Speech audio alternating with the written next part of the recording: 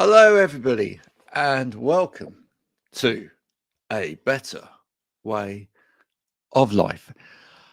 I thought I'd try and do that slightly differently for a change and break that sentence up into monosyllabic chunks, a bit like old-fashioned dog food. And it probably didn't work, but there we go. Who remembers Bonios? I do. Do you remember those bone-shaped biscuits? They look a bit like biscuits I that you thought used to they give to looked a dogs? bit like fig rolls. Aren't they the things that look like fig rolls? No, I'll tell you what looks like fig rolls. Fig rolls. It's true. It's true. Do you like fig rolls? No, not really. No. I reckon as well. My Never mum been on always a date with one. I would eat them if there's nothing else, but I'd eat just the biscuit bit. But I reckon my mum had it sussed. She liked Bourneville chocolate, fig rolls, squash fly biscuits, Garibaldi biscuits. Garibaldi. She kind of liked all the things that nobody else liked. I think she had this sussed. Do you know what? The thing is, like a lot of things in life, and I'm glad you brought this up, things used to be a lot more naff, didn't they? Don't you think? I mean, like, even though like biscuits were always a treat, the biscuits that you get today, which are amazing, aren't they, really? I mean, if you think of some of the biscuits that we get today, absolutely, just amazing gastronomic masterpieces. Back in the day, biscuits were quite plain. Yeah, but we didn't know any different. Like, we went to the Black Country Museum at the weekend, and I love that place. Like, if anybody ever wants anywhere to go, it's great. You pay to go, and then you can use it for a year. You can go as much as you want. And I really like. We were saying to the boys, because they had, it's brilliant. They've got shops, they've got barbers as well. They've got barbers, hairdressers, post office, all of it, and it's all. So they've reconstructed, so actually taken the bricks from the actual places where they were in the backcountry in that area. So the one, like, they've got like a bit of a wonky house there, and they said every single brick was taken. So it was taken down and put back exactly. It took 3 years to do it. That's just one of the houses. And so there's history behind it all. But when we were then looking at the chocolate bars we were looking at, and how Mars bars were like so thick, and like literally you wouldn't be able to finish one.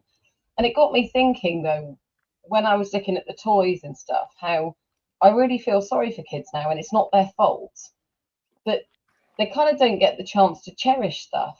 I remember my cousin, I was down hand-me-downs, and I couldn't wait for her to grow out of her stuff because I knew that I'd be getting it.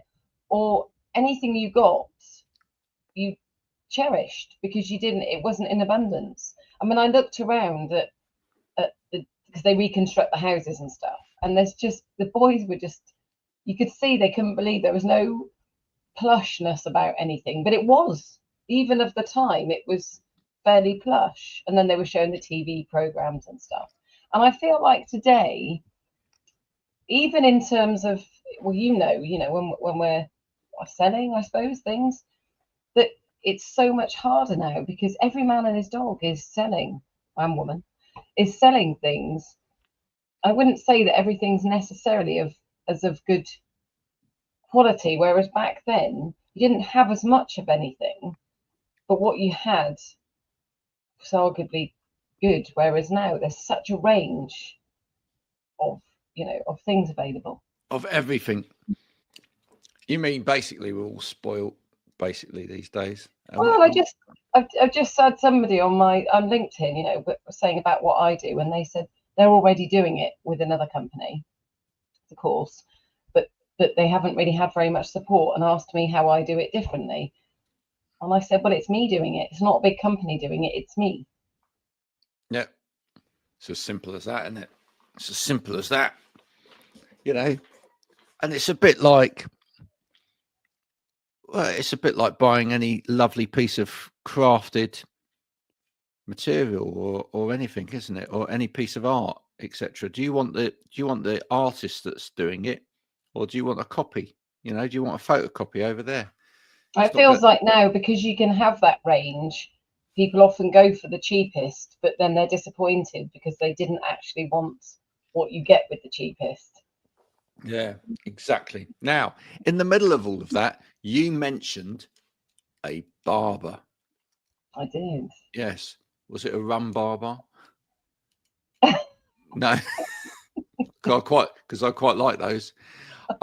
Or was it a haircut barber? It was, wasn't it? It was a haircut. Very special haircut barber as well. A haircut barber. Yeah. Okay.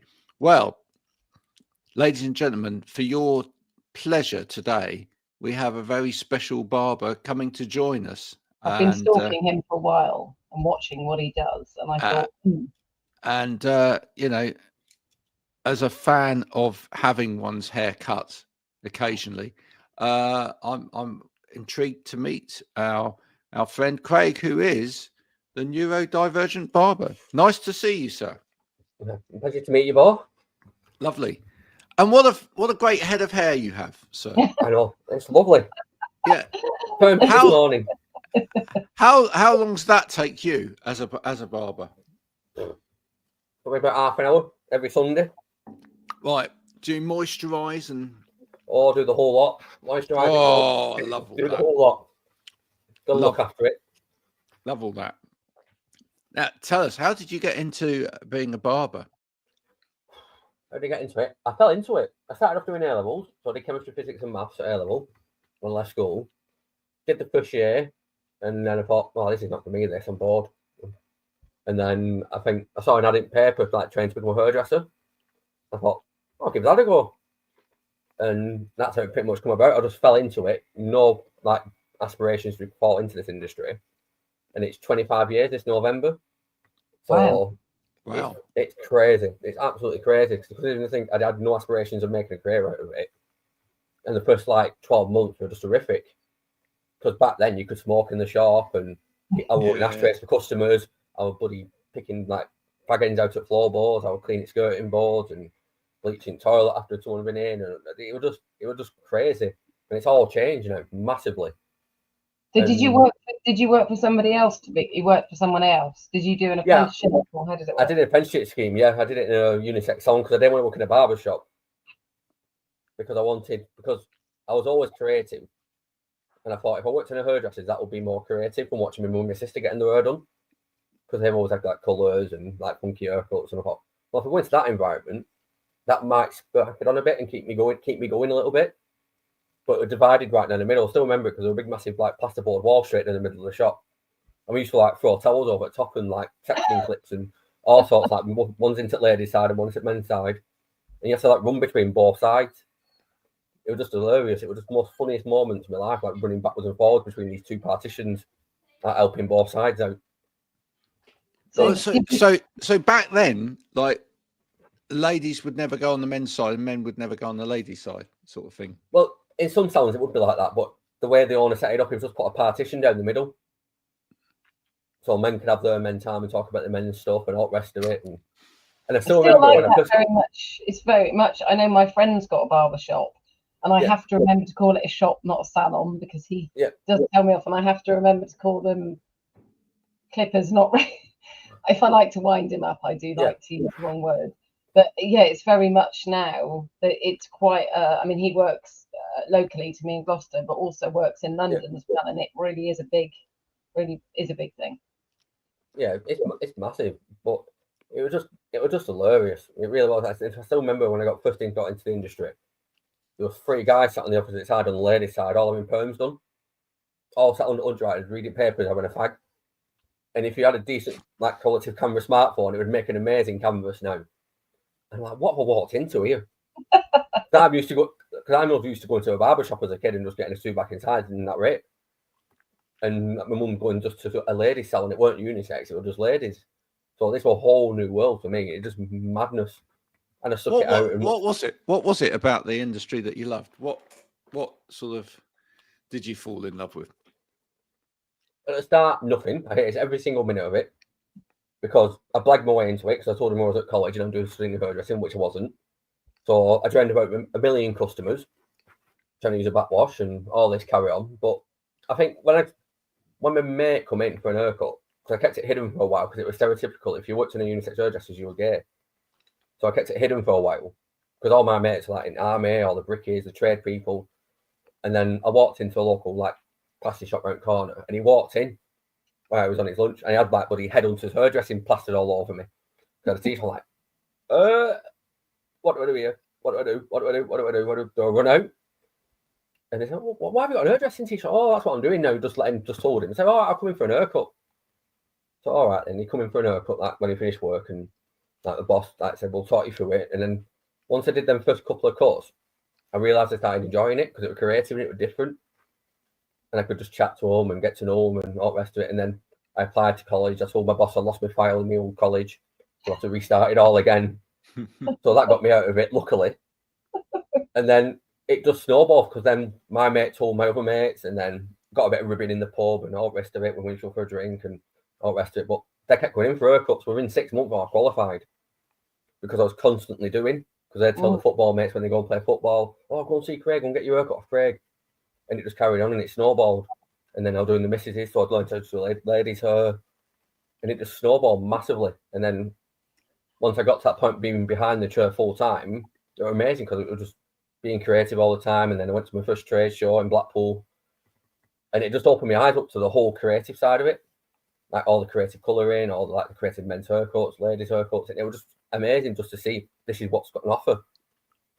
And then I just kept pushing myself, went on training programs and all the rest of it, and it just developed and developed and developed. Do you love a good hairdressing session, Marianne? I find it well, I do and I don't. I don't go. I've got naturally curly hair, you know. While a bit's watching it's up, but it's naturally curly, and I've had some traumatic experiences having it cut because it's curly. So it takes quite a lot for me to trust somebody. And then I did go and have a curly cut a couple of years ago, or a year or so ago, and that was great. And then I had it done again. I hadn't had it done for a while, and I'm always a bit traumatized after I have it done. It takes me about a month for me to be okay with it. But I just always find it, I don't know if this is a mum thing, I always find it a little bit, I used to more so, a bit indulgent. And I don't know if it's, I know, I mean, gosh, I think my kids spend like my amount that most women would on hair on themselves, because my eldest, who's nearly 17, constantly got to have, he's got the mop at the front sort of thing, and at the back, after a day, he's like, it needs cutting again. And I'm like, no, seriously, it doesn't need cutting again. Because so both of them, yeah, they love going to get theirs done. I don't mind. Oh, I quite enjoy it. I mean, it sends me to sleep. I love having my hair washed. I could be a model for having hair washed all day. I would love that. Yeah, it's the hair washing bit's the best, isn't it? Because you literally could just go to sleep when that bit happens. I know that because I was surprised when my friend that's got the barber shop. It's interesting because I said, how did he get into it? Because he used to be in the Navy. No, was he in the Navy? Marines. Gosh, sorry, he was in the Marines. And I said, how on earth did you get into that? And he said, so when he came out, he did some close protection work and stuff, and then had to think about what he was going to do. And he said he really liked, whenever he looked around, he said people looked really scruffy, but when he looked around, like people that are really smart, their hair was nicely done. So he decided that's what he wanted to do, and he had the shop, and he now has it very much that he has it so that people come in and chat, so they can come in and have a drink. I'll just go in and have a chat sometimes as well, and I love it because I learn loads about how males work. But he has lost quite a lot of people from the Marines as well, and he said what he really loves about it is that whole being able to have that banter and that chat, being in a place where, I was going to say it's just men, but it obviously it's males and females as well. But it's great though, because you get all sorts. Now he's just gone and got a dog, so he's got the dog that he brings to the shop, and it's great because you see the kids moving on to what you do in a minute, but the kids absolutely adore him because he makes it fun. He doesn't I suspect he's neurodivergent as well, but there we go. But he is brilliant with them. He doesn't, but also he doesn't pander to them, if you see what I mean. He works with the kids and really gets to know them, so they trust him. There's a lot of trust in there. We have ours cut at home. And the only downside of it is it takes all day, virtually. Because there's quite a number of us, and our hairdresser likes to talk. Hi, if you're listening, probably not, but likes to talk a lot. And I mean, it can take her like over an hour to do my very little bit of hair. Wow. Yeah, no, absolutely. Respect, because you have got a good head of hair, but you don't have the amount. Well, not that much. And you know, sometimes I have to remind her mid-cut that I don't want it all to go, because she does get quite sort of zealous in it. Gets carried away because of the talking, etc. How do you sort of like, you know, sort of balance that up in terms of, you know, you focusing in terms of concentration and, you know, obviously making sure that you fit everybody in and having enough chat in there? Well, most of mine now I've done for years, so it's just autopilot half the time. And like with new customers, it's just having good time management, really. I'm pretty much good at time management anyway. I score quite a lot of my customers with time management because I can predict if I'm running late about a week in advance. So I can look at my diary and go, right, well, that one's going to take me a while because he just waffles on. So I'll text the customer who's booked in like afterwards and go, right, I'm going to be about 5 minutes late. He went, how do you know? This is a week away. Because the customer before you just waffles and it'll guarantee to overrun.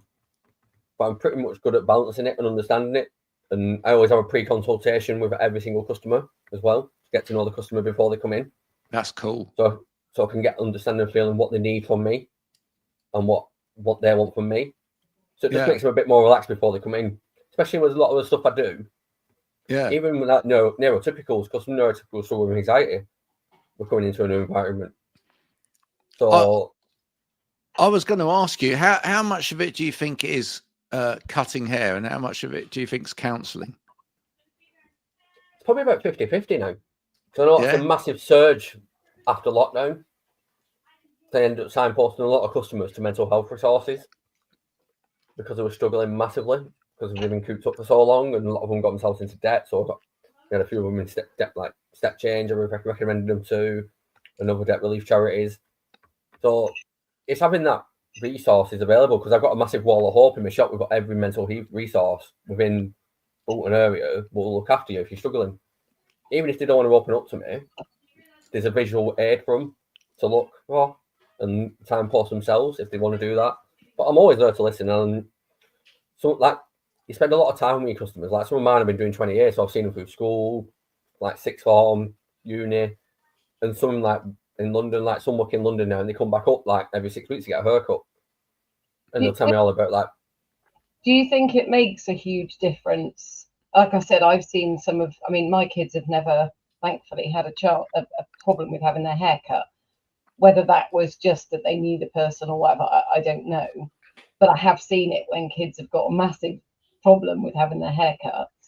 Do you think it makes a big difference, A, that you are, but also, do you think it helps having that understanding, and does it make that much of a difference to people, particularly parents? Yeah, well, I always say to every single parent, neurodivergent or neurotypical the child is, no matter who they are, you're throwing them into a dangerous situation. You're throwing them into a situation with a stranger and a sharp object. And as parents, you educate your child. Do not speak to strangers and don't play with scissors. So all your kid's doing is using the fight and flight response. And they're just kicking off because you told them what to do. So I've got to undo all your good parenting and put it back together in a safe, controlled way. That's the best way of explaining it to you in that situation when kids like start screaming. It's because they're scared. Because you taught them to be scared. And they're just using the natural defense mechanisms, which is hats off to you because you're parenting really well, because you don't want them talking to strangers. You don't want them running the house with scissors.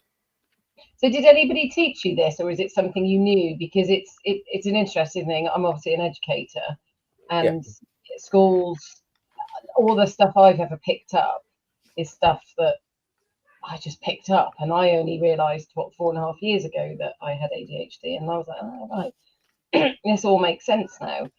Hence, now when I teach people to teach, I also don't try.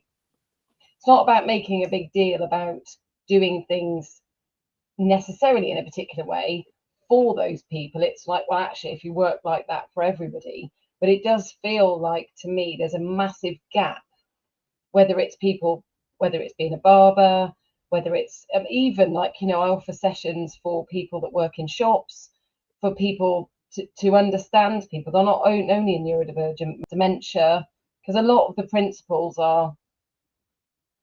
some of them are the same, just in terms of how you approach people. But I think there's quite a gap in terms of any education program on how to be inclusive.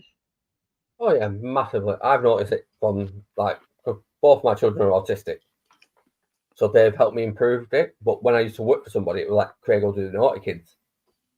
So I'll give Craig the naughty kids because he's patient with them. Everyone says I've got patience with a saint. I'll be a millionaire if everyone give me a quid for that. But it's just adapting to their needs, and taking all the fear out of it. This is why I've got like toys in my shop, and a little toy area in my shop. They can sit on the sofa, they can sit outside, they can sit wherever they want. Neurotypical or neurodivergent, no matter who they are. I'll just do their hair wherever they're comfortable and help them understand that process and educate them.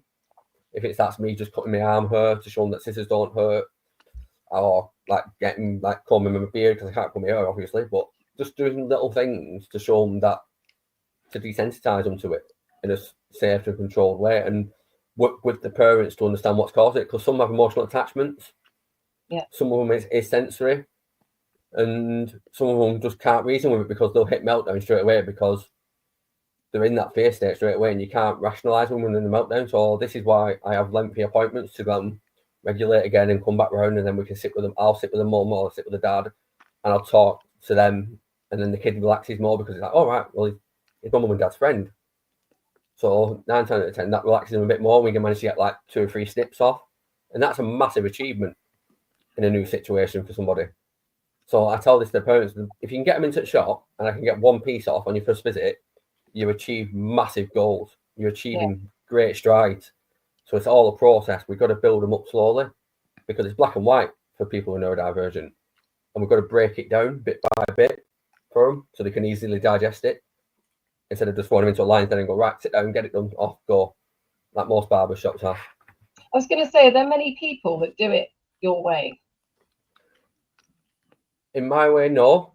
There's ways, it's being done in different ways, where they put them in a sensory room. But my opinion of that is, it's fantastic. But if you're doing autistics in a sensory room, you shift them into a mainstream salon afterwards. You crack the routine, you snap the routine in half. So they're going to melt down again because you've created a whole new structure. Yeah. So I love them for doing it. It's amazing they're doing it, and it's nice more people are doing this in the industry. But you're making a rod for your own back. Yeah, it's about. I know I used to. It's not the same at all, but it's similar. I used to work with people with eating disorders, and they would have a very selective menu that they'd selected with particular types of food, particular makes.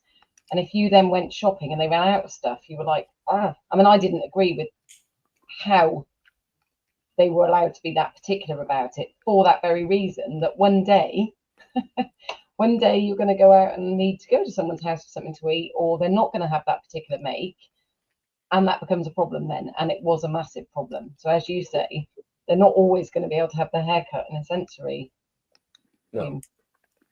Not as a teenager, not as an adult.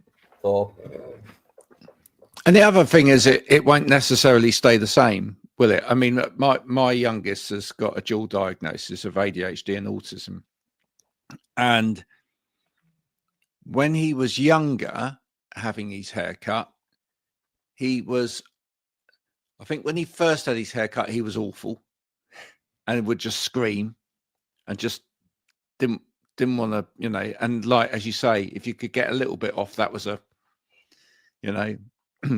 that was a real tick. And then he went through a period of being absolutely perfect if you could distract him. If you let him have a games machine in front of him while he was having his haircut or whatever, he was absolutely fine. And now he's he's a little bit older now, and now he's gone to a phase where he wants to argue about the whole process. So and he's really quite rude to our hairdresser. Sorry about that.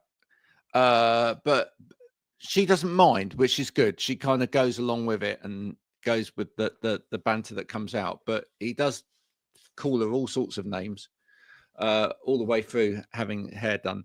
But I think this is what people need to understand.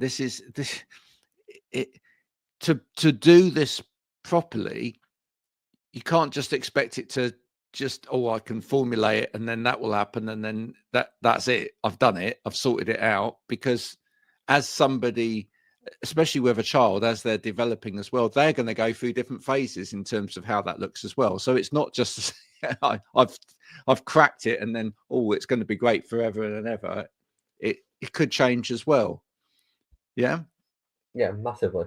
Like, there's all sorts of factors. I call it the filing cabinet theory as well, because you might have them like your son was really good for a while if you were distracted, but one day he lent his head, brought his filing cabinet over his head, and he's just about to find himself, and he's putting it all back together in these little orders, like what's him and who he is and what is his autism, because autism is a broad spectrum.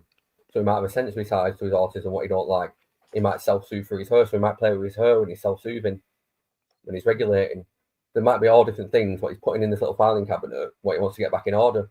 But it's got to that point where he doesn't know who he is, and this is when it explodes, and this is when it all goes backwards. Like last year when we had that heat wave, all mine fell off the Richter scale because they'd never had that sensation of her sticking to them. That they managed to have it on them, but I can brush it off. But when you're sweating and it's all sticking to you, it's like, what's going on? Because most autistics don't regulate temperature. So I've just given them a whole new sensation. I've completely gone against everything they've said. They've lashed out, they've bit me, they've kicked me, they've done everything because I've brought their trust in because of the weather. And I can't control that. And I couldn't educate the parents in that because I didn't know we were going to do that. Yeah. It's strange. It's the most strangest thing doing this type of work, but I absolutely love it. I think it's absolutely incredible. I'm going to say something slightly controversial at this point, which is that it's amazing that you're doing this, and as you say, it's actually, even though it might not be the right thing to do, that some other barbers are looking at sensory rooms and whatever.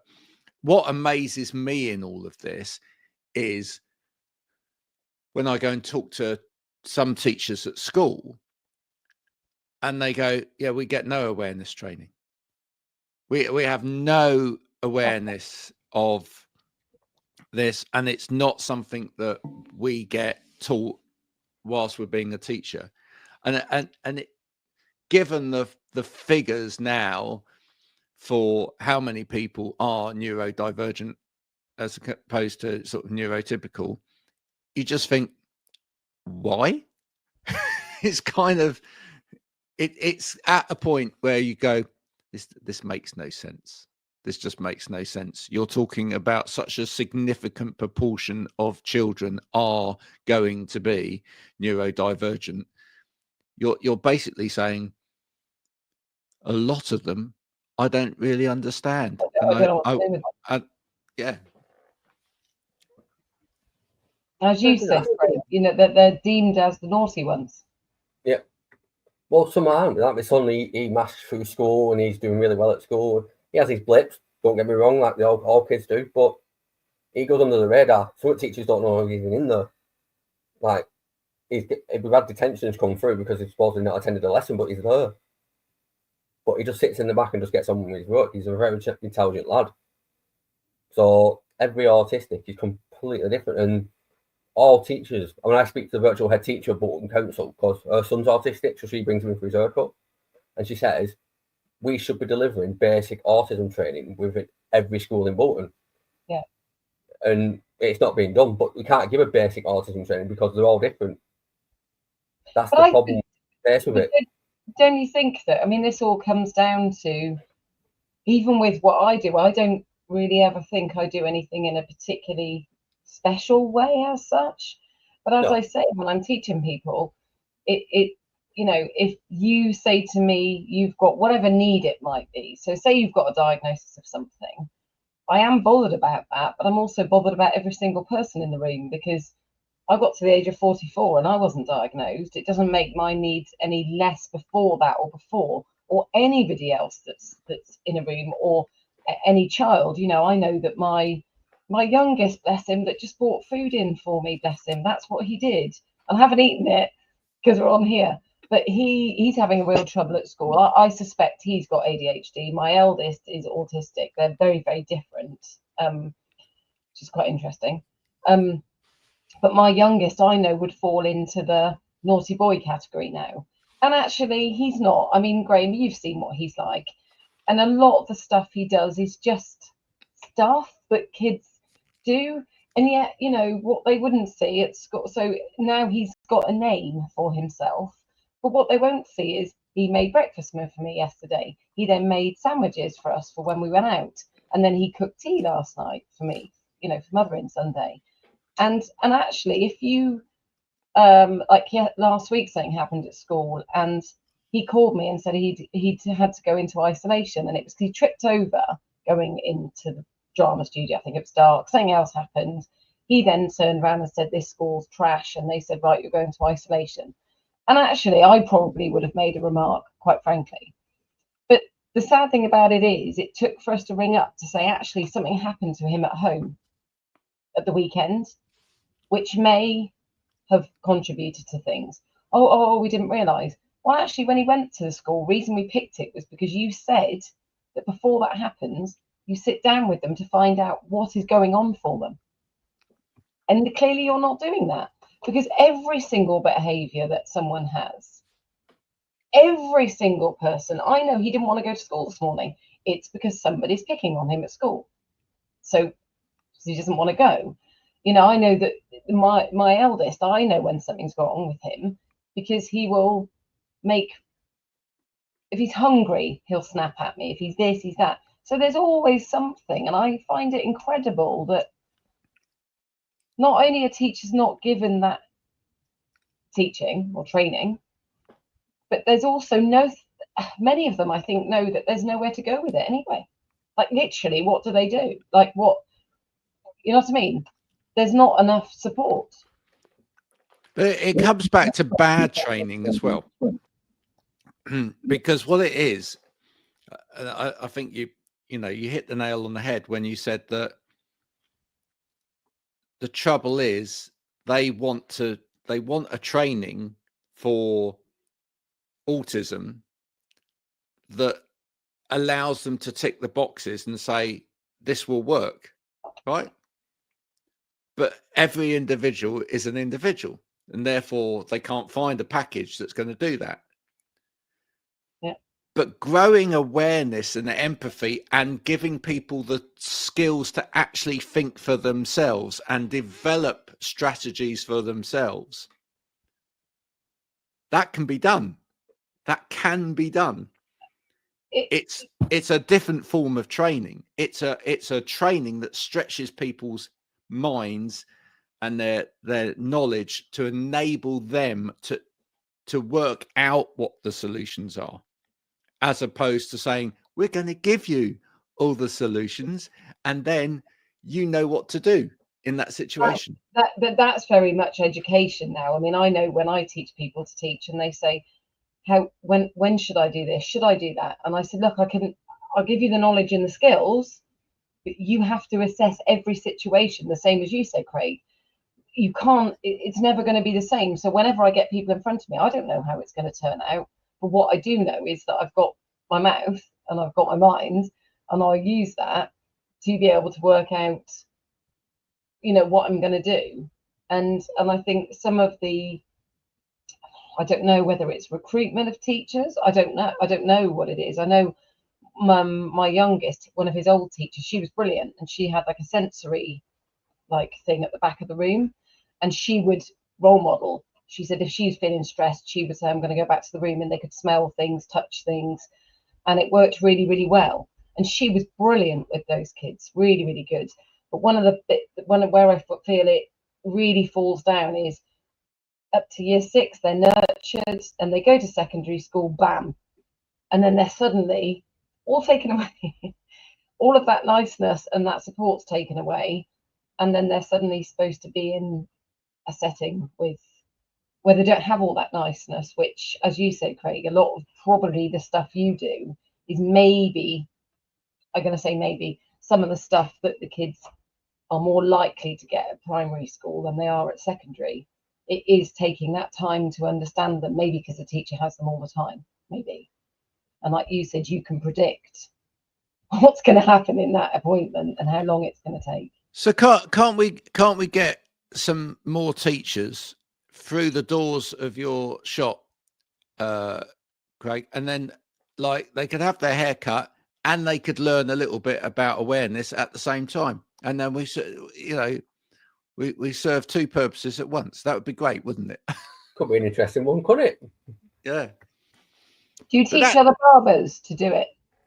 Is that something you've got down?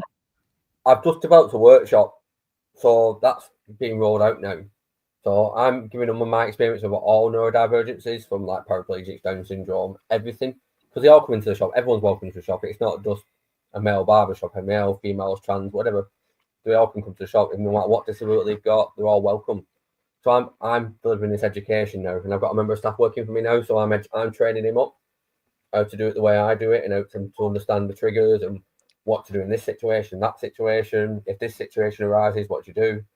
So I am rolling it out now, and I'm making a bit of a name for myself within the industry, and that's where the Neurodivergent Barber come from, because that's what everyone knows me as. No one knows me as Craig anymore.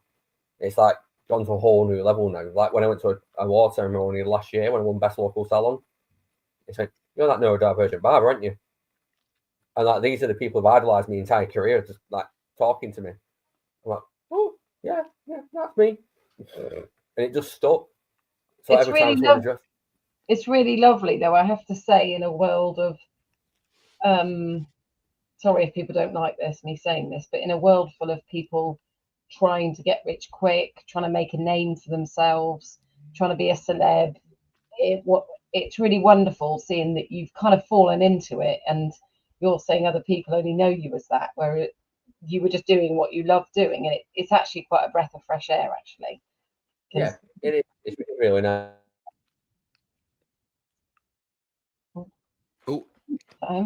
He's got stuck there for a little minute. And it'll be interesting. I've got a ward piece I've got to finish off, so that'll be interesting for win that one. Yeah, I saw that. What was that for? So I'm entering the British Hairdressing Business Awards, which is probably one of the biggest ones in the industry. So it's probably the biggest. I won the biggest one in the creative side of the industry last year for the Best Local Salon. So I'm going for the even bigger one this year. So if I win that, that'll probably start turning heads. I'm going for innovation, which is the Neurodivergent Barber and all this autism work stuff I do. And then I'm going for Best Barber Shop and Grooming Salon. So it'd be interesting if I win. Really interesting. Because then people have no chance to listen, like no choice to listen. Because I'm trying to make movements in the industry, and people are always reaching out through social media asking for advice of what to do. So I've got this kid coming in next. His mum told me he's autistic. What do I do? So what's your vision then? What's your vision moving forward? Just more people doing what I do, because I can't do everybody.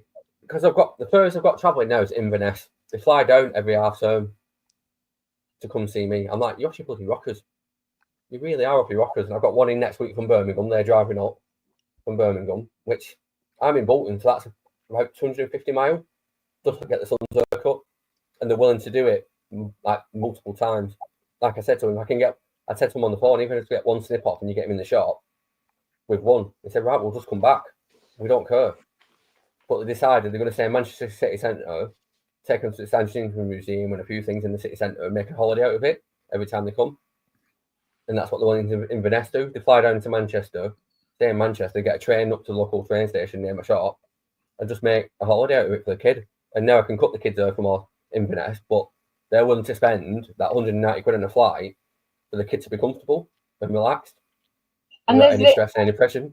I mean, I still find it incredible that now that, I mean, it's wonderful you're doing it, but I find it incredible that it's not a thing. Like, you need to have an academy and like make that big, because for that very reason, because I just find it incredible that and again, it's funny, isn't it? Because I suppose it's not something that people would jump on. I mean, it's funny because you only have to look on any social media, particularly, you know, I'm on LinkedIn, to see there's so much about neurodiversity. But it seems as if there's a lot on the coaching stuff. But again, there's massive areas that people seem to have missed. And I wonder, I'll be intrigued to see how it goes in the future. Yeah, it's interesting. If we get this workshop moving, which will be good, get some big names on this workshop, which is quite possible. But it's difficult because, like you said, you see all this coaching on LinkedIn and all the rest of it, but you can't really coach about it and you can't really teach about it. You could just give experiences from it. And if that person is neurodivergent who's delivering that, it helps. Yeah. So you're looking more of there's somebody I'm working with who I'm helping write a train the trainer course. So they've developed an ADHD course. Brilliant. It's absolutely amazing. Very different than other things because it educates people.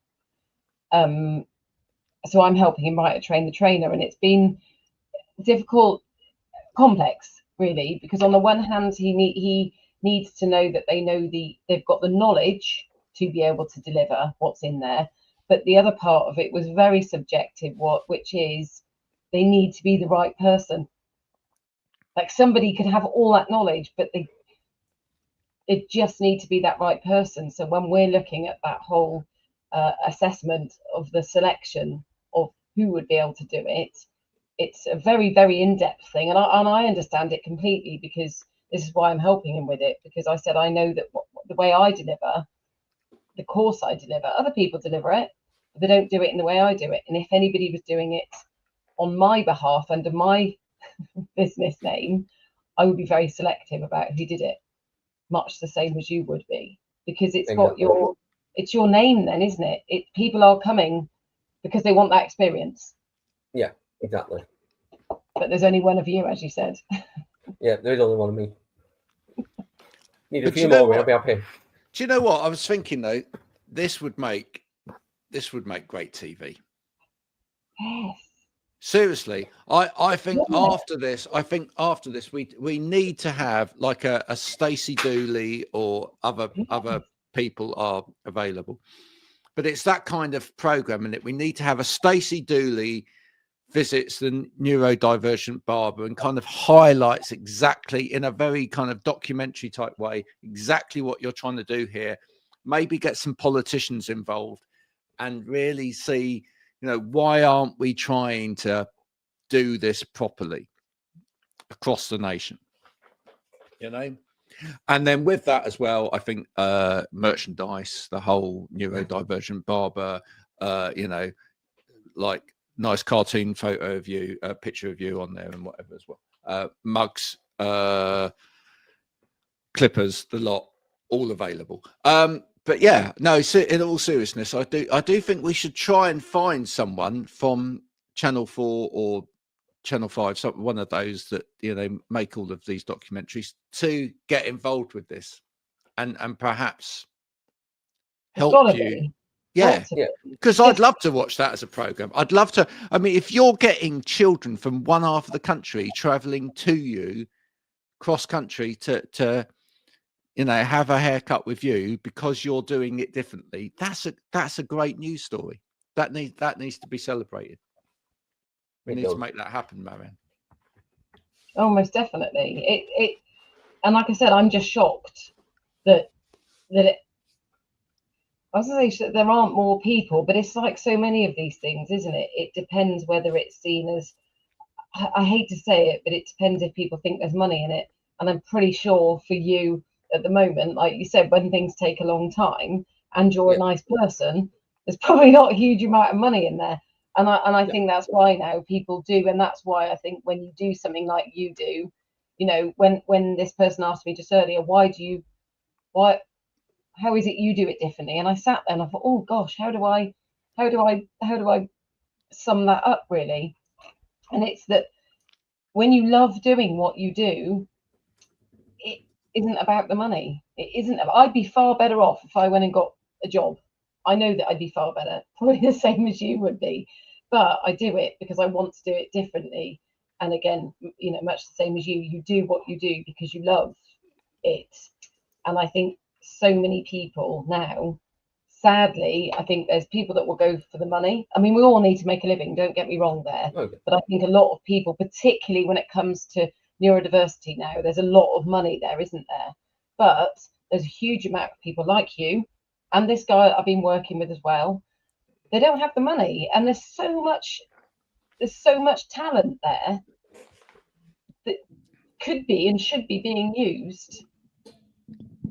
Don't worry about it. I'm on it already. Right. So while you were talking, I've just connected with on LinkedIn one of the people that was involved in a Stacey Dooley documentary, who's based up in Manchester, so not too far from Bolton. We're going to make this happen. Yeah. Watch this space, folks. And if you're watching this over the next week or so, and you know somebody that would want to invest in this as a project as well, just let us know. It's just there you go. Wouldn't that be brilliant? Wouldn't that be brilliant if we could actually create from this the UK's first neurodivergent training salon? That would be academy. That would be brilliant. That would be interesting. Yeah, it really would. And not only that, you know, getting back to it, the teachers could then go and see, you know, how that all works and think about how that could work for apprentices coming into the industry as well, that they could go through that and they would have a better understanding.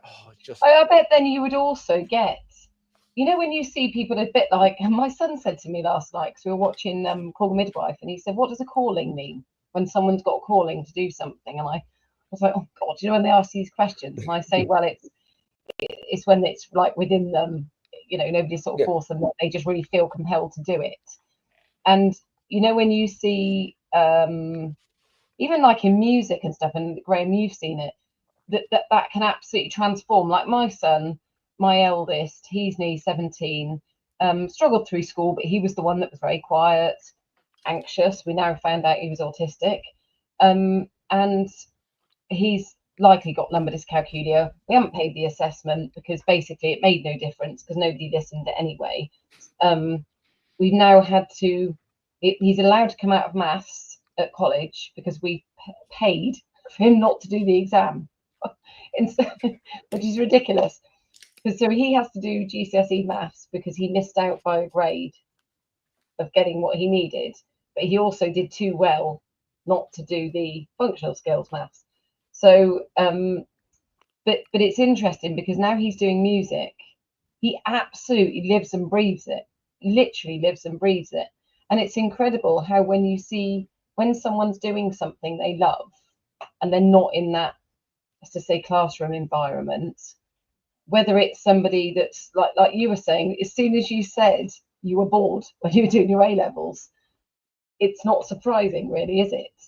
No. And how wonderful then to see that, you know, if you can get apprentices doing something right from square one, where they're actually doing it and doing the study as well, because that's needed, of course, just how many lives can be turned around. I mean, I see that a lot of people, I do a lot of, obviously I teach people to teach, and I see my question often is, who's actually, if anybody's got an apprentice they're working with, who's working with that person?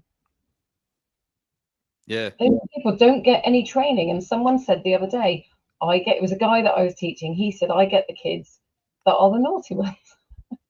And so, because it's only when he came on my training then that people start questioning themselves, and then they start going, maybe this is why I get the ones, because they're patient, because they see them more than just the behavior that they're presenting with.